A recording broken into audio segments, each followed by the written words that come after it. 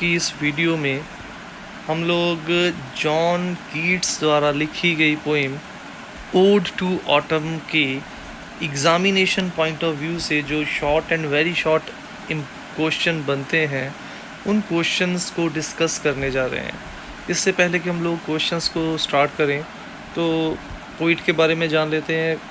वो एक romantic poet थे, सेकंड जनरेशन रोमांटिक पोइट थे। उनके साथ साथ लॉर्ड बायरन और पर्सी बाइसी शैली भी सेकंड जनरेशन जो रोमांटिक पोइट थे। और बहुत ही छोटी एज 25 इयर्स की एज में टीबी की बीमारी के साथ जॉन कीट्स की जो डेथ हो गई थी। और जॉन कीट्स की पोइट्री की एक सबसे बड़ी खासियत या क्वालिटी है वो है सेंसुअलिटी। इनकी पोइट्री सेंसुअलिटीज़ से भरी होती है और कुदरत की इमेजरी ऐसी आती है कि वो हमारी अलग अलग सेंसेस को इवोक करती है। और उसके साथ साथ इनकी पोइट्री में एक चीज़ जो सबसे अहम हम लोग महसूस करते हैं, हमें ऐसा महसूस होता है कि जॉन कीट्स जो हैं वो he is in love with nature. उन्हें कुदरत से प्यार था और उनका ये मानना था कि कुदरत की हर चीज़ खूबसूरत है और जो खूबसूरती है वो देखने वालों की नज़रों में ना कि चीज़ में है। और उनके लिए उनकी एक बहुत सारी इम्पॉर्टेंट कोट्स हैं कि think of beauty is Joy for ever. उनका ये भी मानना था कि एक खूबसूरत चीज़ जो है वो हमेशा हमें खुशी देती है। तो इस प्रकार से हमें ये पता चल जाता है कि जो जॉन कीट्स हैं वो रोमांटिक पोइट थे। सेंसुअलिटी और नेचुरल इमेजरी के ज़रिए वो हमारी इमोशंस को इवोक करते थे। तो let's start with today's video, John Keats Ode to Autumn, and our today's topic is short questions of this poem from examination point of view. How would you describe the tone of the poem? Is it sad, exuberant, nostalgic, relaxed and soothing? तो first है कि हम लोग इस poem की tone को कैसे ले सकते हैं। क्या ये उदास है, क्या ये उत्तेजित है, खुशियों से भरी है, क्या ये नॉस्टैल्जिक है, कंफ्यूज्ड है, क्या ये रिलैक्स्ड है, या फिर क्या ये सुकून देने वाली है, कि किस प्रकार का एहसास इस पोइम को पढ़ने के बाद हमें होता है। तो पोइम में हम लोगों को अलग अलग जगहों पे इन सभी चीज़ों का एहसास होता है। बट ओवरऑल अगर हम लोग इस पोइम को देखें तो इस पोइम में दो चीज़ों का हमें एहसास होगा, वो है रिलैक्स्ड एंड सूदिंग। हम लोगों को रिलैक्सेशन मिलती है। हमारे मन में जो डर लगा रहता है कि मर जाएंगे तो क्या होगा, हमें जो डर लगा रहता है बाहर का सीज़न चला गया, पतझड़ का आ गया, अब पतझड़ के बाद क्या होगा, इन सारी नॉस्टैल्जिक, इन सारी कन्फ्यूज़न भरी चीज़ों को, उदासी भरी चीज़ों को ये पोइम हमारे अंदर से ख़त्म करती है और हमें रिलैक्स करती है कि सुख और दुख, जीवन और मृत्यु, ऑटम एंड स्प्रिंग ये आते जाते रहेंगे। ये सर्कल है नेचर का, ये ऐसे ही चलता रहेगा और हमें इस चीज़ को एक्सेप्ट करना पड़ेगा। In this poem the poet has presented his attitude to life and its ट्रांजिटोरीनेस।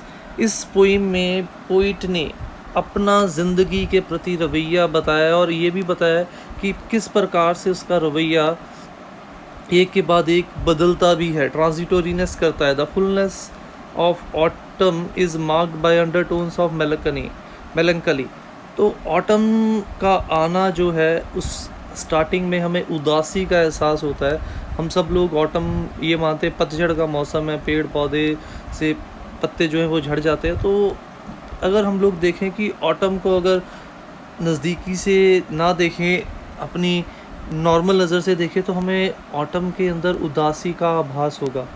He seems to be relaxed and looking at the autumn with a fresh and new perspective. But poet उदासी भरे माहौल से नहीं देख रहा, वो relaxed होके और एक नए एंगल से और एक नए नज़रिए से ऑटम सीज़न को देखने की कोशिश कर रहा है। The poet blends living and dying. Poet हम लोगों को ऑटम के आने, स्प्रिंग के जाने और ऑटम के जाने के बाद अगले सीज़न के आने के साथ साथ हमें एक लेसन दे रहा है कि लिविंग एंड डाइंग, जीवन और मृत्यु, ये हमारी ज़िंदगी का कटु सत्य है। अगर हम लोग इस दुनिया में आए हैं तो हमें जाना भी पड़ेगा, हमें इस चीज़ को एक्सेप्ट करना पड़ेगा कि एक ही सिक्के के दो पहलू हैं, इन दोनों को हम लोग अलग नहीं कर सकते।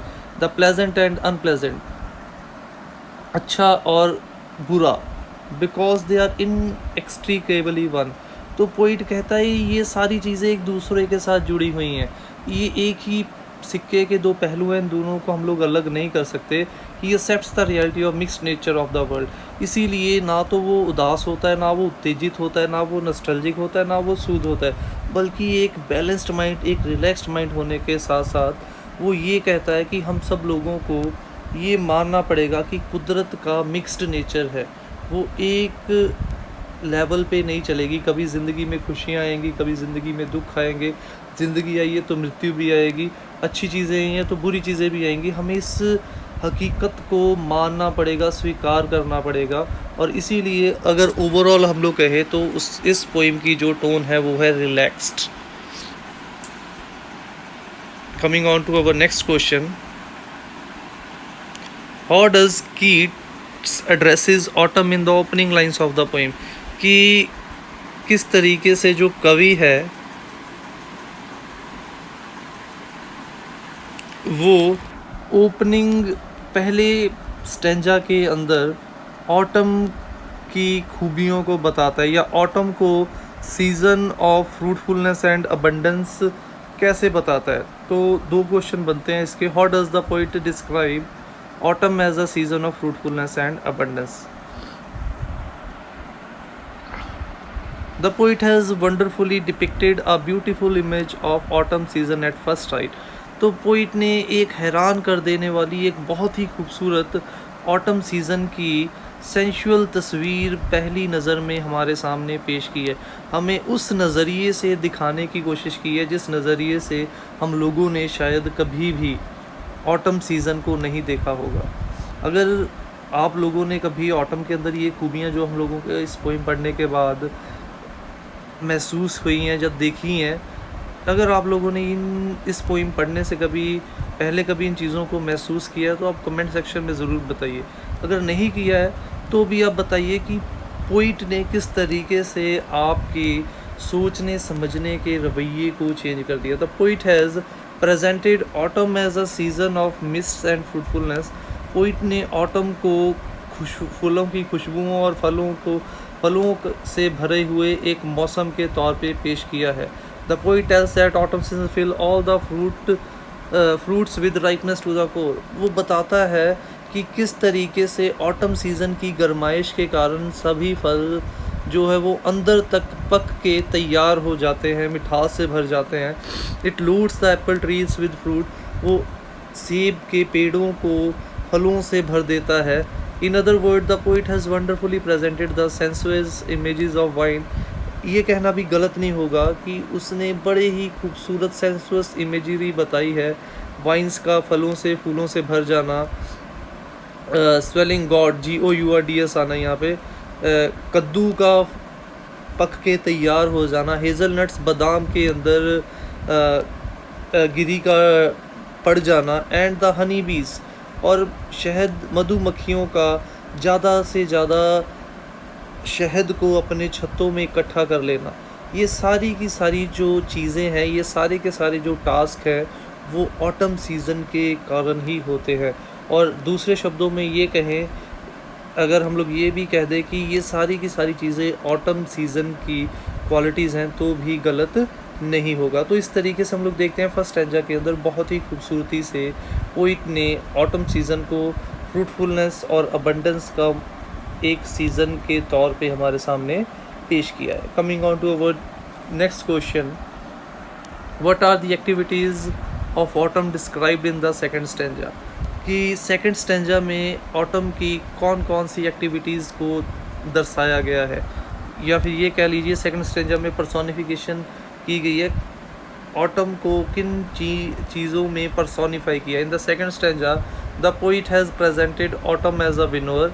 उसे एक विनोअर जो फसलों को काटता है, as a reaper and also as a gleaner उसको एक फसल काटने वाले मज़दूर के तौर पे उसको फसलों को अपने सरों पे रख के गोदामों तक पहुंचाने वाले मज़दूरों के रौब में। और उसके साथ साथ in the end poet has presented autumn as a cider press waiting patiently. और उसके साथ साथ ऑटम को सीडर प्रेस के रूप में भी बताया, जो घंटों धैर्य के साथ बूंद बूंद करके फलों के जूस को शराब में परिवर्तित करता हुआ देखता है। तो इस प्रकार से इस सेकंड स्टेंजा के अंदर पोइट ने ऑटम की 3 एक्टिविटीज़ को हमारे सामने रखा है, वो है winnower, gleaner and cider press. Coming on to our last and one of the most important question, बहुत इंपॉर्टेंट क्वेश्चन है, what sense do you get from the poem of Keats thought on the ongoing cycle of seasons in nature. कि poet के Keats के विचारों से हमें कुदरत के मौसमी साइकिल के साथ साथ ज़िंदगी की सोच या ज़िंदगी के अलग अलग पड़ावों के बारे में, पोइट की सोच के बारे में क्या पता चलता है। The poet describe different season with the reference to different stages of life. Poet का ये मानना है कि जैसे साल को हम लोग अलग अलग मौसमों में बांट देते हैं, ये बिल्कुल हमारी ज़िंदगी के अलग अलग पड़ावों के जैसे है। ठीक है, जैसे अगर हम लोग मौसमों को डिवाइड करें, वो है spring, summer, winter, spring, summer and autumn. तो ये 4 है। उसी प्रकार से हमारी ज़िंदगी के भी 4 पड़ाव है।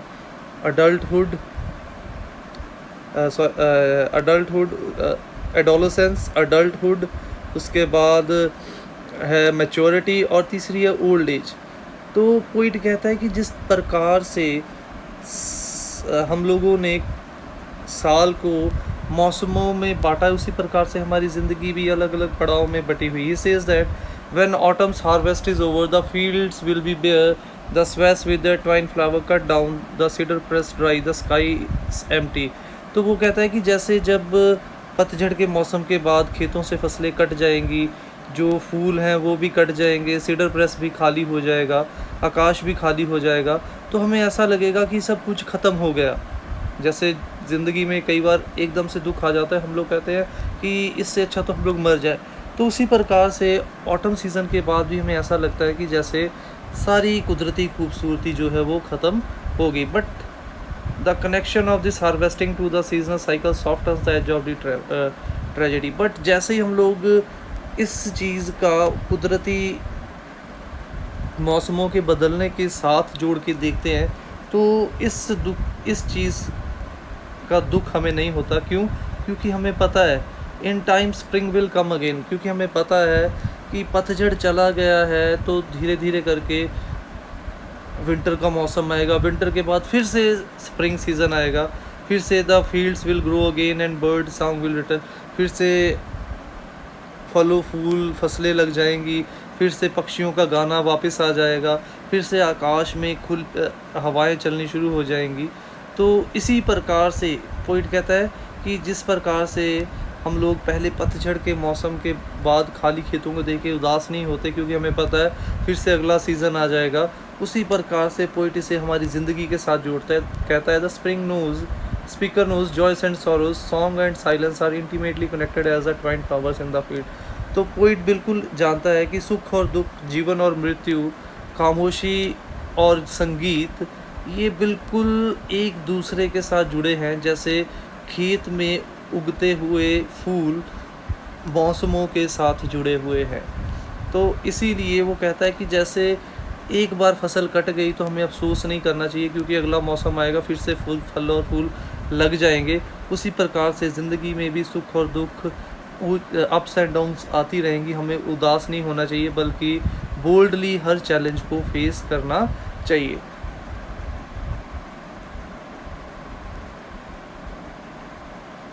कंक्लूज़न, ओवरऑल कंक्लूज़न ले लेते हैं इस पोइम का।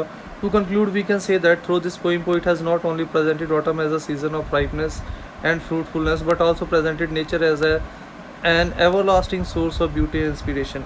तो अंत में हम लोग ये कहना गलत नहीं होगा कि पोइट ने इस पोइम के ज़रिए जहाँ पे ऑटम को राइपनेस और फ्रूटफुलनेस का सीज़न बताया, वहीं पे ये भी बताया कि कुदरत प्रेरणा का कभी ना ख़त्म होने वाला स्रोत है। अभी मैंने आपको बताया सीज़न के साइकिल से हमें ये पता चल गया कि ज़िंदगी में भी उतार चढ़ाव आएंगे, सुख दुख आएंगे। दिन आया है रात आई है, दिन आया तो रात ढल गई, तो रात आई है तो दिन भी आएगा। उसी प्रकार से ज़िंदगी में उलझनें आई हैं तो उलझनें सुलझेंगी भी। सुख आए हैं, दुख आए हैं, सुख भी आएगा। तो इस प्रकार से कुदरत की हर चीज़ ना केवल खूबसूरत है, बल्कि उसके साथ साथ प्रेरणा का स्रोत भी है। So that's all for today's video. अगर वीडियो अच्छी लगी हो तो वीडियो को लाइक और कमेंट करना ना भूलिए, और ऐसी और वीडियोस के लिए चैनल को सब्सक्राइब ज़रूर कीजिए। Thanks for watching the video. Don't forget to subscribe my channel, click on the bell icon to get the latest updates.